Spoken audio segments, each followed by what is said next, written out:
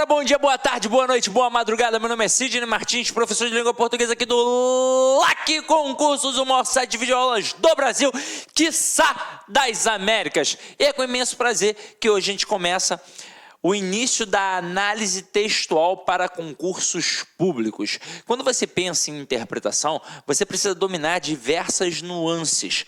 Claro, você precisa ter um conhecimento de mundo bom, uma bagagem literária boa, mas precisa ter alguns conhecimentos específicos. Então você precisa saber o que é uma denotação, o que é uma conotação, o que é uma linguagem verbal, o que é uma linguagem não verbal, figura de linguagem, funções da linguagem. Precisa dominar isso tudo.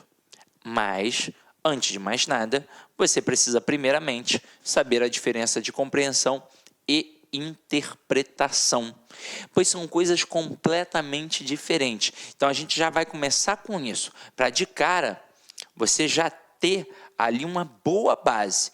E aí depois você vai aprender os outros conceitos para não cair em possíveis pegadinhas que possam aparecer lá na tua prova, ok? Agora, antes de mais nada, antes de descobrir a diferença de compreensão e interpretação, eu preciso saber o meu comportamento no dia da prova. O que eu vou fazer ali no dia, na hora que eu me deparar com a prova de língua portuguesa. A primeira coisa que você precisa fazer é uma leitura en passant para saber o tema daquele texto. Depois você vai, de fato, à questão para saber o que ela está pedindo. Mas você precisa ter uma noção da ideia, pois senão você vai sempre ficar meio que perdido. Então faça uma leitura geral do texto primeiramente. Normalmente, o problema é que a gente não sabe como se comportar no dia. E a gente faz como se estivesse fazendo em casa, como se estivesse fazendo no preparatório para concurso. Então a gente faz uma leitura mental. E isso é um perigo. Isso é um tiro no pé. Pois a leitura mental ela é extremamente dispersiva. Eu não sei se vocês sabem, mas o gago ele só gagueja porque o aparelho fonador não acompanha a velocidade do raciocínio dele. Então a leitura mental ela já é automaticamente dispersiva. Se você parar para pensar ainda nas situações em que você vai encontrar lá no dia da prova, a coisa fica muito pior, pois são situações adversas. Às vezes você está sentado na janela, não tem uma cortina, o sol está batendo ali no seu rosto, você vai pedir para o fiscal para sair dali, ele vai dizer não, porque é local marcado. Às vezes é dia de pagode que está rolando ali no entorno, está tocando Alcione, está tocando Anitta, isso tudo já vai te atrapalhar. Aquela moça que fica ali na frente, controlando o horário, controlando para ver se você assinou, ela fica, já botou o dedinho aí, já assinou, o tempo todo perturbando, isso tudo vai te atrapalhar. Então, você precisa fazer não uma leitura mental, mas uma leitura em voz alta, e eu vou explicar o porquê. Você já deve ter passado por isso. Fez a leitura mental, chegou à linha 7, mas o texto tem 30 linhas. Chegou à linha 7 e você, dispersou. Começou a prestar atenção em outras coisas, não mais no texto. Começou a pensar no papagaio, no periquito, no feijão que deixou no fogo, no jogo que vai passar, na novela, no Big Brother, sei lá, irmão. Você começou a pensar em outras paradas e o foco no texto foi embora. Mas você continua lendo. Chega ao final do texto e você pensa assim, ai meu Deus do céu, eu li sobre o que mesmo? Isso acontece muito com as pessoas. Por quê? Porque a leitura é mental. Se você fizer uma leitura em voz alta, você não vai passar por isso. Claro, você não precisa fazer uma leitura em voz alta com esse tom de voz que eu estou utilizando aqui agora. Basta você balbuciar. Assim, você vai escutar o tom da sua voz, vai ler mais devagar, vai perceber todas as pausas e as entonações do texto e, consequentemente, vai compreendê-lo e interpretá-lo melhor. Agora, nesse momento, depois de feita a leitura, você vai de fato partir para a questão, para ver se ela é de compreensão ou de interpretação. Não é a mesma coisa não, Sidney? Não, passa longe. Quando a questão é de compreensão, ela te joga para dentro do texto. Como vai ser o comando desse tipo de questão? Vai ser assim, de acordo com o texto, ou segundo o texto, pode ser que apareça simplesmente no texto, ou na linha tal, no termo tal, no período tal, no parágrafo tal, e por aí vai. O que eu vou fazer? Não posso ter preguiça. Se a questão te direcionou especificamente, ela está facilitando a tua vida. Uma coisa é o camarada colocar simplesmente assim, ó, de acordo com o texto. Então, você sabe que a resposta está ali dentro do texto, mas naquela totalidade toda. Então, você vai ter que tomar cuidado para buscar com calma, para achar o que está ali naquela alternativa. Mas se ele te direcionar especificamente, dizendo assim, ó, na linha tal, no termo tal, porra, levanta as mãos para o céu. Se o cara te mandar para a linha 5, não pode ter preguiça, vá até a linha 5 e destaque o termo. Se for a questão número 1, pode inclusive fazer assim, ó, número 1, a resposta estará ali, ó, dentro do texto, pois nessa hora você volta para fazer uma segunda leitura com foco. É por isso que fica muito mais fácil, você sabe o que está procurando. Se a questão número 2 te mandar para a linha 16, por exemplo, você vai lá, destaca o termo e coloca um número 2, pois a resposta estará ali, naquele entorno. O que estou querendo dizer com isso? Que basta ter calma e atenção que você vai achar a resposta, pois a resposta está dentro do texto. Agora, e se a questão for de interpretação? Aí o bicho pega, porque vai além do texto. E se vai além do texto, o comando muda. Não vai ser mais de acordo com o texto ou segundo o texto. Vai ser agora, infere-se que, deduz-se que, analisa-se que, interpreta-se que, conclui-se que, né? Então, por aí vai. Então, agora, a gente não pensa mais só naquilo que está ali escrito dentro do texto. Eu também vou trabalhar com a questão de conhecimento de mundo, com as possíveis inferências, com os possíveis pressupostos. Então, se eu estou falando de conhecimento de mundo, eu tenho que entender que quanto maior o meu conhecimento de mundo, maior a minha capacidade interpretativa. E para ter um bom conhecimento de mundo, não adianta estudar 1 mês, 2 meses num preparatório para concurso, não. Isso é uma bagagem de uma vida inteira. Então tem sim que ter lido bons livros, tem sim que ter visto bons filmes, tem sim que ter escutado boa música. Idade conta, um homem de 40 anos é muito mais experiente que um homem de 20. Experiência prática, empírica, tudo isso vai contar. Aí você vai falar, pô, então eu tô ferrado, porque eu só vejo Sessão da Tarde, escuto Jojo todinho, mas para nossa sorte, em provas de concurso público, a maioria das questões são de compreensão, ou seja, a resposta está ali dentro do texto. E quando são de interpretação, ainda assim terão texto como base. E o que eu estou dizendo agora ao marcar que o texto será a base?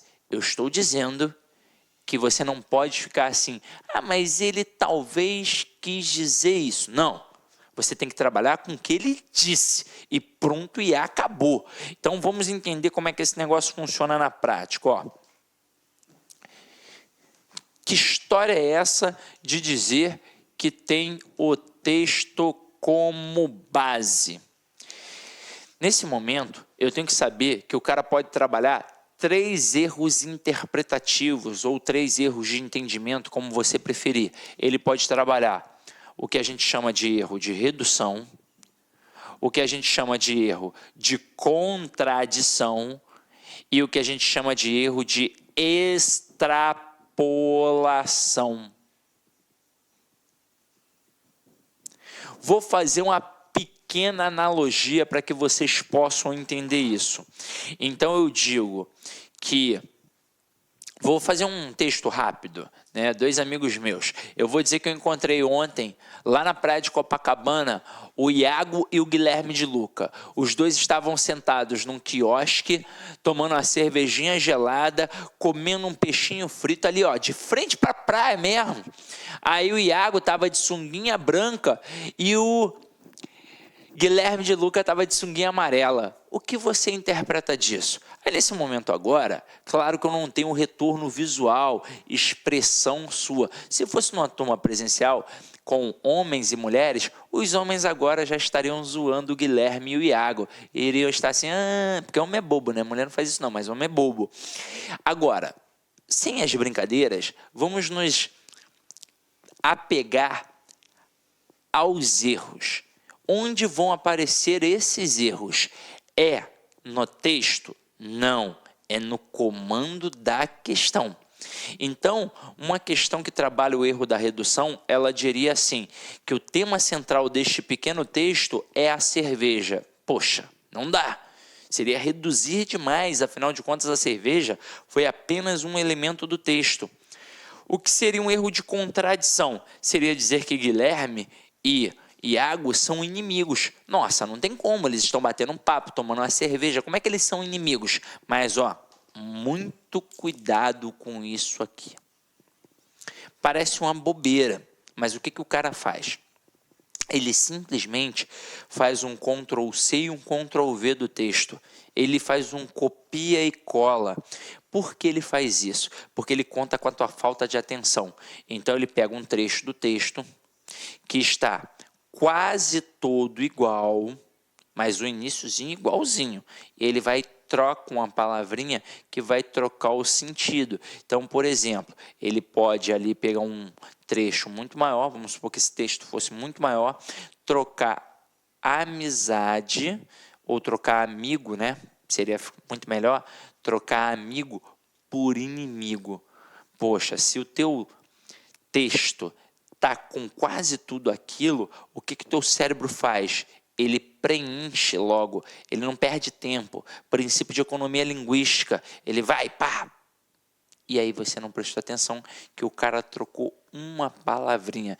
Então você tem que fazer uma leitura muito atenta. Erro de contradição é dizer exatamente o contrário do que está no texto. Eles não são inimigos, obviamente. E o que seria um erro de extrapolação? Seria extrapolar as margens do texto. Seria a questão de dizer algo que não foi dito no texto. Seria, por exemplo, dizer que Iago e Guilherme são namorados, que eles têm um caso. Ué, Cisne, mas não seria possível? Eu não posso dizer isso? Não pode ser uma possibilidade? Bem, até pode ser uma verdade, pode ser uma possibilidade, a gente até pode descobrir isso, mas num outro momento do texto. Nesse fragmento é impossível, pois eu não mencionei nada sobre a sexualidade deles. Então eu não posso inferir, deduzir que são dois namorados. Eu posso, no máximo, inferir, deduzir que são dois amigos. Então aqui, em relação à compreensão e interpretação, nesse pequeno texto que eu acabei de narrar, em relação à compreensão, eles são dois homens conversando. E em relação à interpretação, são dois amigos conversando. Entenderam a pegada? Entenderam um pouquinho da diferença? Então, beleza. Agora, vamos começar a brincadeira. É óbvio que para você entender isso um pouco melhor, você precisa estudar coesão, coerência, as figuras de linguagens, tudo isso. Mas eu trouxe aqui alguns textos para a gente avaliar e descobrir como é que tem que ser a leitura para você mandar sempre bem, tá? Então acompanha aqui comigo, ó. O jeitinho brasileiro e o homem cordial. É como se, de fato, aqui a gente tivesse relacionando uma soma. Eu tenho o jeitinho brasileiro e o homem cordial. Dois aspectos que são, provavelmente, diferentes. É por isso que tem esse E indicando a soma. Não é a mesma coisa, é uma soma. Aí agora a gente pega aqui, ó. O jeitinho caracteriza-se como ferramenta típica de indivíduos de pouca influência social. Claro, se o cara tem muita influência social, ele não precisa de jeitinho. Todo mundo já faz as coisas para ele, automaticamente. Agora, o cara que não tem tanta influência social, ele tem que ter um jogo de cintura, um molejo, tem que ser esperto. Então, ó, o jeitinho caracteriza-se como ferramenta típica de indivíduos de pouca influência social. Em nada se relaciona com um sentimento revolucionário, pois aqui não há o ânimo de se mudar o status quo, ou seja, o estado das coisas. O que se busca é obter um rápido favor para si. às escondidas e sem chamar a atenção.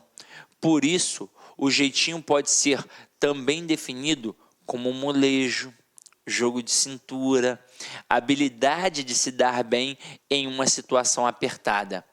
Sérgio Buarque de Holanda, da família Holanda, né, do Aurélio Buarque de Holanda, do Chico Buarque de Holanda, uma família intelectual em nosso país. O cara fez um livro chamado O Homem Cordial. Aliás, ele fez alguns livros. No Homem Cordial, ele fala sobre o brasileiro e uma característica presente no seu modo de ser, a cordialidade. Porém, olha só, por que eu estou marcando esse porém? Porque esse porém é uma conjunção adversativa que vai indicar uma oposição. Quando a gente pensa em conjunção, por exemplo, a gente pensa numa coesão sequencial, nas sequências empregadas dentro de um texto. E eu ouso dizer, se você não sabe conjunção, você ainda não sabe interpretar. Daqui a pouco eu vou falar mais um pouquinho sobre isso. Não sabe interpretar nem fazer redação. Como é que você vai indicar causa, consequência, finalidade, oposição, conclusão, se você não sabe conjunção? Então, precisa saber, tá? Daqui a pouco eu falo um pouco mais sobre isso. Então, ó, porém, porque a gente pensa o quê? Que a cordialidade é um homem tranquilo, pacato, coisa e tal. Aí, ó, porém, cordial, ao contrário do que muitas pessoas pensam, vem da palavra latina cordis, que significa coração. Portanto, é uma conjunção conclusiva. Então, depois do que foi apresentado aqui, ele chega a concluir a sua ideia. Portanto, o homem cordial não é uma pessoa gentil, mas aquele que age movido pela emoção no lugar da razão. Não vê distinção entre o privado e o público. Detesta formalidade, põe de lado a ética e a civilidade. Continuando aqui nessa leitura. Em termos antropológicos, ou seja, o estudo do homem, né? O jeitinho pode ser atribuído a um suposto caráter emocional do brasileiro, descrito como o homem cordial pelo antropólogo no livro Raízes do Brasil. Então o cara gosta de estudar, né, o homem aí de certa forma. Esse autor afirma que o indivíduo brasileiro teria desenvolvido uma histórica propensão à informalidade. Deve-se isso que, ó. Olha um elemento que faz a retomada. Coesão anafórica.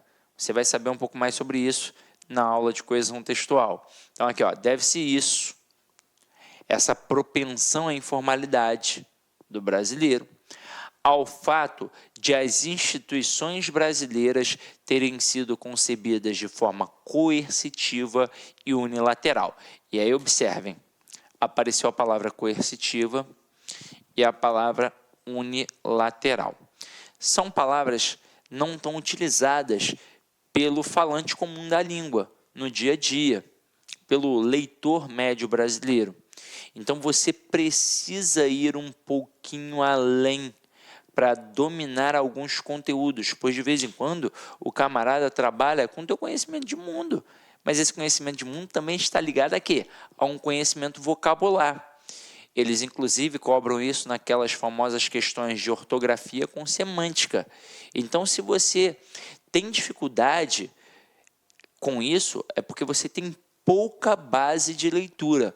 A dica que eu dou nesse momento, leia bastante. Claro que hoje em dia você não tem mais tempo para ler clássicos, ler Machado de Assis, Guimarães Rosa, Clarice Lispector, que bom seria se tivesse, mas você precisa se familiarizar pelo menos com os textos da prova. Então, leia os textos das provas anteriores, leia jornais, revistas, fique ligado naquilo dali. Se porventura aparecer uma palavrinha que você não domina, tem de ser na hora. Você tem de anotar no caderninho do vocabulário do amigo concurseiro.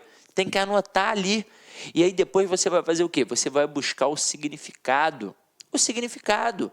Várias provas arrebentam o candidato com isso, porque o camarada pega ali expressões que você não tem o hábito de usar, nem sequer de ler. E aí você vai olhar determinada palavra e vai falar, meu Deus do céu, não faço a mínima ideia do que seja isso. Mas aí você vai perceber que as bancas usam sempre as mesmas palavras. Então basta você ir gravando o que aquilo significa e ampliando, obviamente, o teu vocabulário. Além de servir para executar bem uma questão de ortografia ou semântica, vai também servir para você ampliar para fazer uma redação.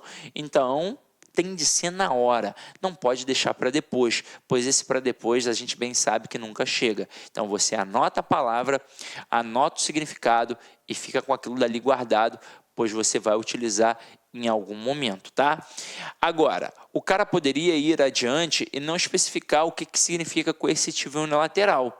E aí você ia ficar, pô, mas e aí, o que é isso? Mas ele aproveita aqui, depois da vírgula, e explica.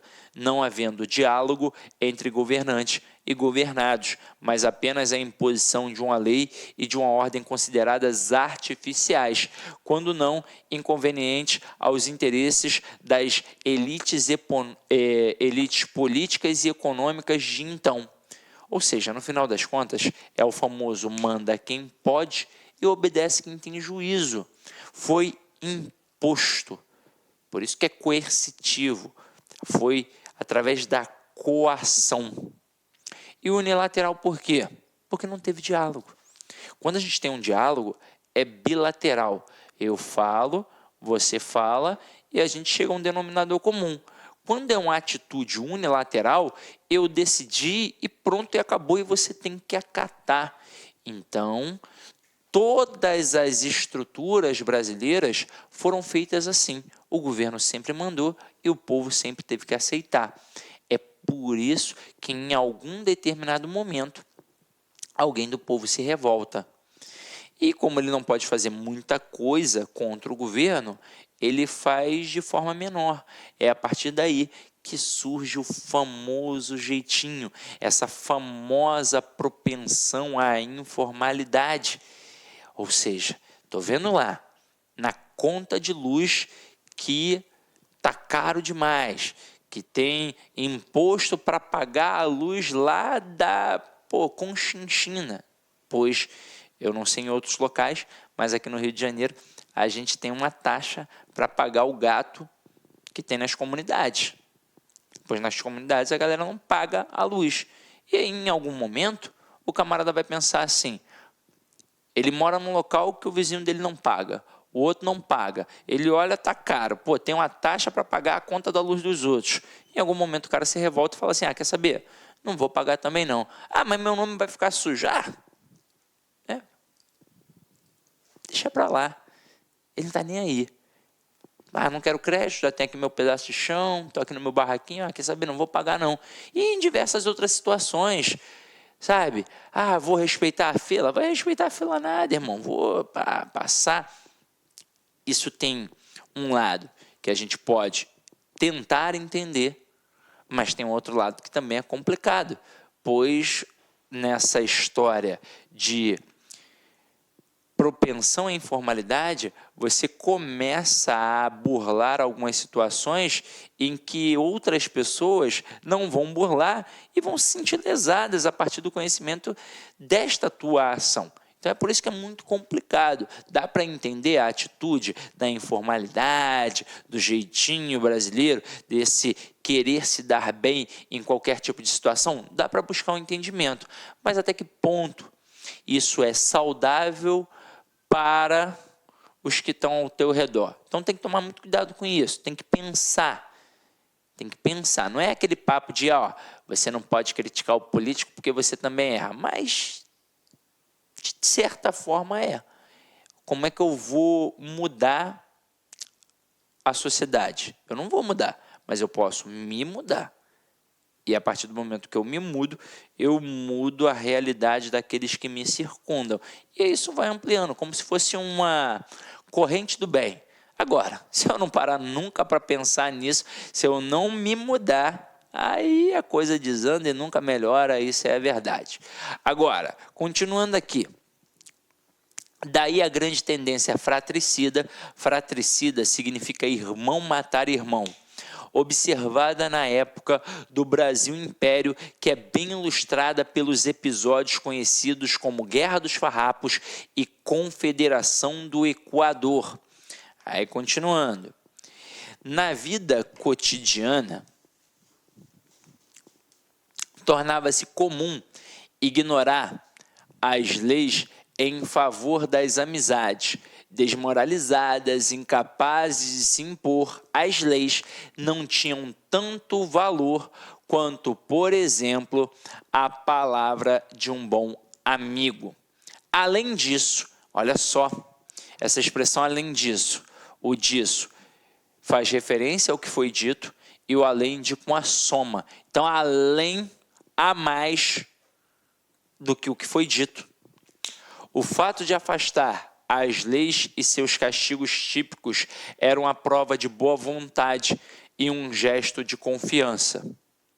De acordo com testemunhos de comerciantes holandeses, era impossível fazer negócio com um brasileiro antes de fazer amizade com ele.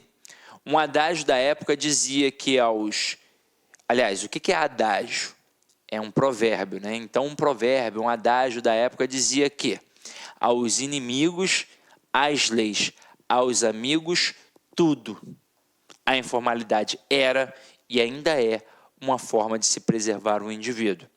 Sérgio Buarque avisa, no entanto, que esta cordialidade não deve ser entendida como caráter pacífico. O brasileiro é capaz de guerrear e até mesmo destruir. No entanto, suas razões animosas serão sempre cordiais, ou seja, emocionais. E esse texto é muito bom para você que agora será um futuro servidor. Você tem que pensar nas suas ações como servidor. Você vai agir de acordo com o regimento, de acordo com as leis, ou você vai agir pela emoção? Caramba, vamos pensar na fila do INSS. Está lá a fila enorme. Estou ali no balcão de atendimento. Aí eu visualizo, lá no meio da fila, o cara está ali, ele é o 30º, mas é meu parceiro. Mas ele nem foi lá no balcão. Aí eu olhei e falei, putz, meu parceiro. A fila está enorme. Mas se continuar na sequência direitinho, em 10, 20 minutos ele vai ser atendido. Mas não, o que eu faço? Pô, fulano, trouxe a Xerox? Aí o cara, pô, vem aqui, irmão, traz a Xerox logo, tá com material aí? Traz logo, vem aqui. Pô, paro até de atender, vou lá dentro, faço o negócio do cara, aquilo que iria durar 10, 15 minutos já dura meia hora, porque eu vou tomar um café, vou sentar, não sei o que. Ó, galera, espera aí que eu vou resolver um negócio importante aqui, um documento que estava esperando, tá? E pronto. Então, pô, tem que tomar muito cuidado com isso, né, galera? Não pode agir assim. Então, vamos lá, vamos pegar a primeira questão para a gente entender como funciona a pegada, qual é a malícia. Observem aqui. Então, galera, o jeitinho brasileiro é um comportamento típico de indivíduos de pouca influência social. Isso é verdade? Tá lá no início do texto, ó. Aqui, ó. O jeitinho caracteriza-se como ferramenta típica de indivíduos de pouca influência social. Então, foi a primeira coisa que foi dita no texto. Tá tranquilo, tá ok. Só que aí depois, ele vai falar assim, ó. E avessos à formalidade. Aí o aluno fica meio perdido, pois não encontra isso logo em sequência. Então dá um certo desconforto.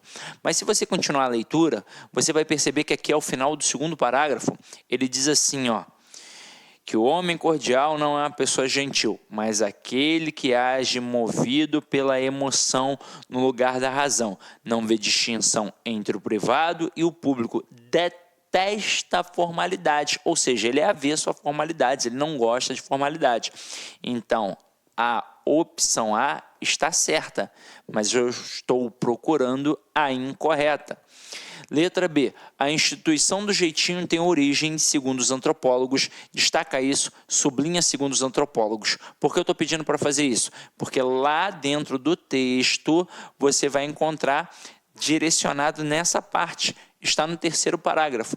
Aí ele diz assim, no comprovado caráter emocional do brasileiro. Volta Tá aqui, ó, em termos antropológicos, o jeitinho pode ser atribuído a um suposto caráter emocional do brasileiro. Então, no texto está a palavra suposto, é uma possibilidade.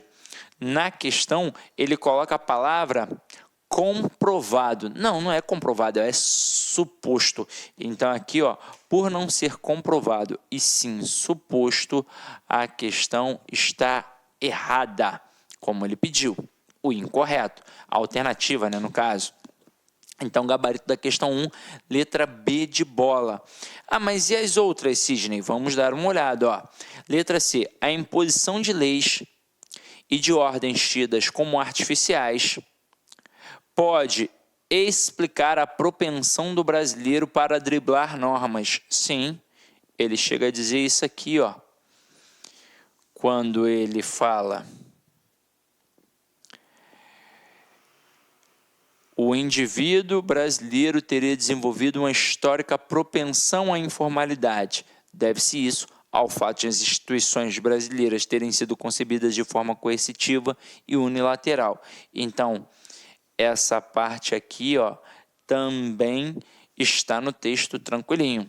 Letra D. Na sociedade colonial, era comum observar que o brasileiro tendia a valorizar a amizade em detrimento da própria lei.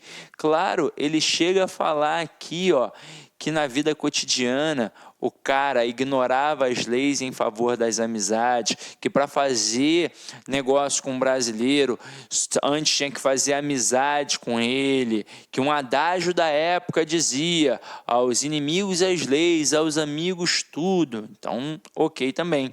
E na letra E, o indivíduo que utiliza a ferramenta do jeitinho age por emoção, ignorando os limites entre as esferas pública e privada. Lá no final do segundo parágrafo, ele diz assim: age movido pela emoção no lugar da razão, não vê distinção entre o privado e o público. Então, mais uma vez, tudo ok. Então, a questão 1, gabarito, letra B de bola. Questão 2. Com relação à estruturação do texto e dos parágrafos, analise as afirmativas a seguir. Quando o cara fala de estruturação, ele fala basicamente dos modos de organização textual. Então, ele fala da narração, da descrição, da dissertação. Mas, notoriamente, o texto que a gente tem aqui é um texto dissertativo. Para aprofundar esse conhecimento, vá até a aula de tipologia textual. Então, para você entender como funciona um texto dissertativo, basta você entender que é a defesa de uma tese, de uma opinião, de um ponto de vista, e que ele é estruturado em prosa. O que é um texto em prosa? É um texto que possui uma estrutura linear, que tem início, meio e fim, que hoje a gente chama de forma mais madura de introdução, desenvolvimento e conclusão. Agora, você sabe muito bem como funciona a estrutura de um texto dissertativo. Normalmente, na introdução, o que o cara faz? Ele coloca o tópico frasal e apresenta argumentos para sustentar. Mas isso é o normalmente. Vamos supor que o cara faça algo diferente. Beleza, mas pensando nisso, eu preciso apenas ser obediente ao comando da questão. Então, observem aqui. Ele bota assim: com relação à estruturação do texto e dos parágrafos, analise as afirmativas a seguir. Então, nós vamos trabalhar aqui 3 proposições. Esses dias eu até respondi a dúvida de uma aluna no e-mail. Ela me perguntou qual era a diferença de preposição e proposição. São coisas completamente diferentes. Preposição é uma classe gramatical que a gente usa basicamente para resolver questões de regência verbal e nominal. O que é uma proposição? É uma proposta. É por isso que os professores falam assim: vamos analisar essa proposição, porque é uma proposta que eu vou analisar se está certa ou errada. Se estiver certa, beleza. Se estiver errada, vou marcar como errada. Então, a primeira proposição aqui, a primeira afirmativa, a primeira proposta do assunto apresentado no texto. O segundo parágrafo introduz o tema, discorrendo sobre a origem etimológica de jeitinho. Aí o aluno pensa assim, ué, isso foi feito de fato, então tá certo. Mas ele diz no segundo parágrafo. Então vamos lá, ó. No segundo parágrafo, ele vai falar aqui do homem cordial. Essa coisa do jeitinho, ele já fala logo na primeira linha do texto, logo no primeiro parágrafo. Então, essa primeira proposição está equivocada, está errada. Segunda proposição, o quarto parágrafo apresenta um fato que busca explicar a disposição para a informalidade nas relações comerciais.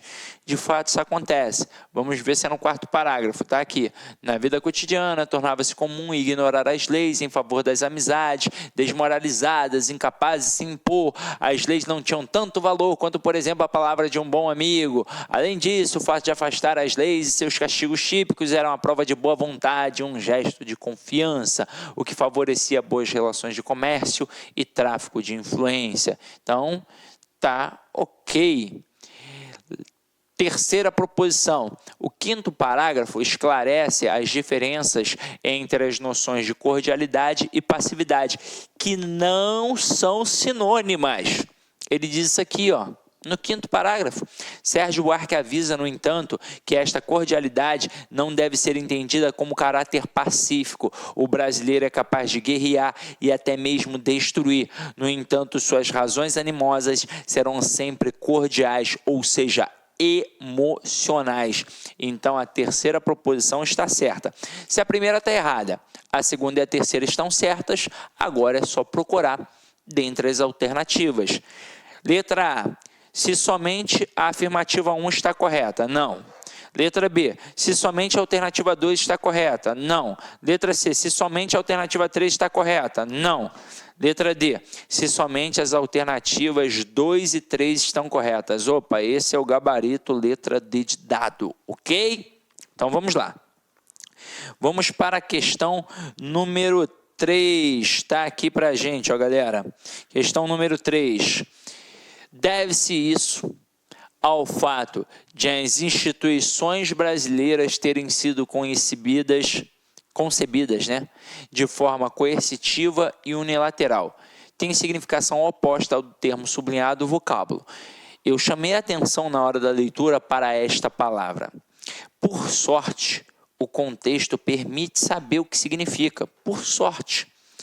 Pois você até pode dominar o que significa a palavra coercitiva, faz parte do teu vocabulário, mas muito candidato não sabe.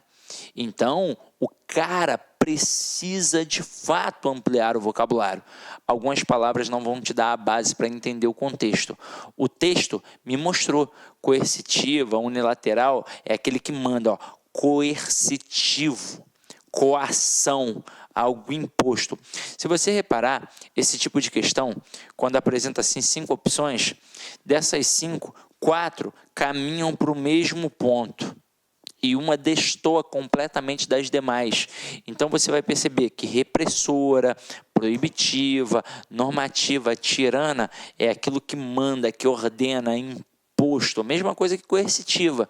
Agora, licenciosa, por um acaso o governo alguma vez na vida pediu licença para executar alguma coisa, para realizar alguma coisa? Claro que não. Então aqui, coercitivo não tem nada a ver com licenciosa, não pediu licença. Então, gabarito, letra A, ok? Agora, a gente vai para um próximo texto para continuar a nossa brincadeira aí, ó. Borboletas. Quando você olha o título, você pensa que são as borboletas, a lagartinha que vira borboleta, que eu posso chamar inclusive de inseto, né? Já que era uma, sei lá, eu acho que é um inseto, né? Não sei, vou até pesquisar depois. Agora, no decorrer do texto, você vai perceber que o autor não usou borboletas como as borboletas no sentido real. Ele utilizou num sentido figurado. Quando depositamos muita confiança ou expectativas em uma pessoa, o risco de se decepcionar é grande. As pessoas não estão neste mundo para satisfazer as nossas expectativas, assim como não estamos aqui para satisfazer as delas.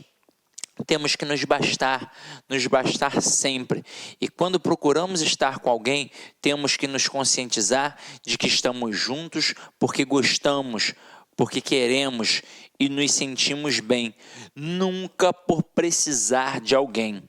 As pessoas não se precisam, elas se completam, não por serem metades, mas por serem inteiras, dispostas a dividir objetivos comuns, alegrias e vida.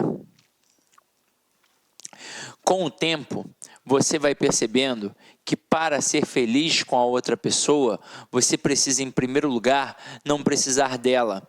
Percebe também que aquela pessoa que você ama ou acha que ama e que não quer nada com você, definitivamente não é o homem ou a mulher de sua vida. Você aprende a gostar de você, a cuidar de você e principalmente a cuidar de quem gosta de você. O segredo é não cuidar das borboletas, e sim cuidar do jardim, para que elas venham até você.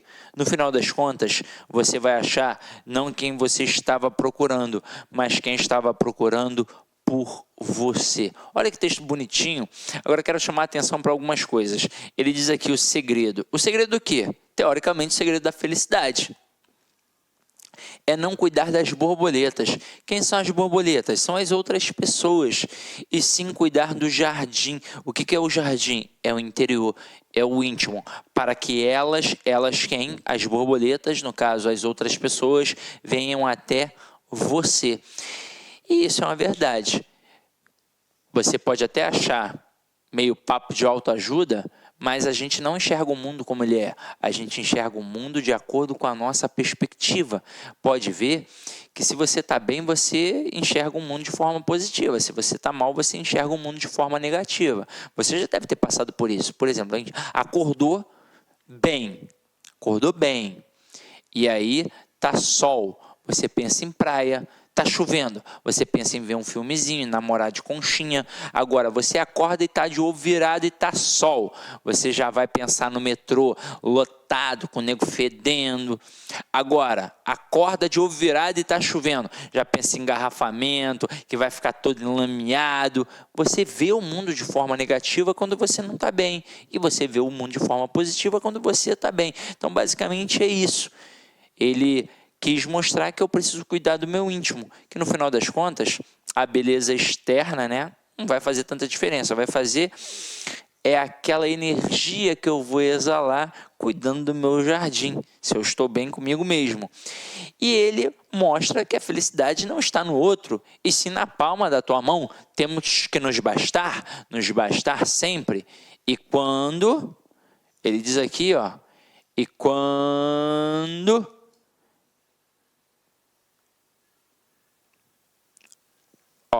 temos que nos bastar sempre. E quando procuramos estar com alguém, temos que nos conscientizar de que estamos juntos porque gostamos, não porque queremos e nos sentimos bem. Nunca por precisar de alguém. Então, para eu ser feliz com a outra pessoa, o segredo é não precisar dela. Para ela ser feliz comigo, o segredo é ela não precisar de mim, pois a gente já é feliz sozinho. Então, se eu sou feliz sozinho, eu consigo ser feliz com a outra pessoa.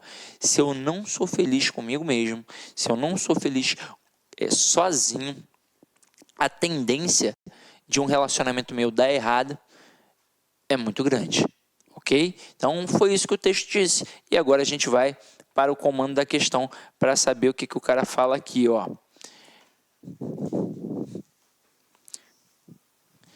Segundo o texto, então é questão de compreensão, a resposta está lá dentro do texto. A relação afetiva deve caracterizar-se fundamentalmente pela ou pelo. Aí observe o que a gente tem aqui: busca, carência, compartilhamento, indiferença, insistência. O gabarito, com certeza, já que o texto é um texto pequeno, está aqui ainda na mente, é compartilhamento, pois ele diz aqui, As pessoas não se precisam, elas se completam, não por serem metades, mas por serem inteiras, dispostas a dividir objetivos comuns, alegrias e vida. Mas não é um dividir de segregar, é um dividir... Olá, meus amigos, minhas amigas, desculpa interromper seus estudos, mas este vídeo é um vídeo promocional para você ter conhecimento, ter uma ideia, a qualidade e a seriedade dos cursos aqui da LAC Concursos. Nós aqui da LAC Concursos somos um site super especializado em concursos de carreiras bancárias. Nós aqui da LAC, desde 2012, nós oferecemos cursos focados para o concurso do BASA. Desde 2012 até a presente data, nós tivemos muitos alunos aí, centenas de alunos aprovados, né? E nós temos uma promoção muito grande, um curso, gente, fora de série, um curso com centenas de aulas focadas no concurso do BASA, por apenas 10 parcelas de R$25. É isso mesmo. Venha fazer o nosso Personal Coach. O Personal Coach é um estudo em regime de metas, onde a gente tem todo um trabalho pedagógico, um trabalho de administração, onde a gente estipula metas de aula de segunda a segunda para o aluno. De forma que, se o aluno conseguir, tá certo, cumprir essa meta aí, tenho certeza que ele ficará competitivo. Bacana? Então vem estudar conosco aqui na LAC Concurso, tem um link aqui para você fazer a sua matrícula. Um forte abraço, fique com Deus, até a próxima, se Deus quiser. Tchau, tchau. Clique lá.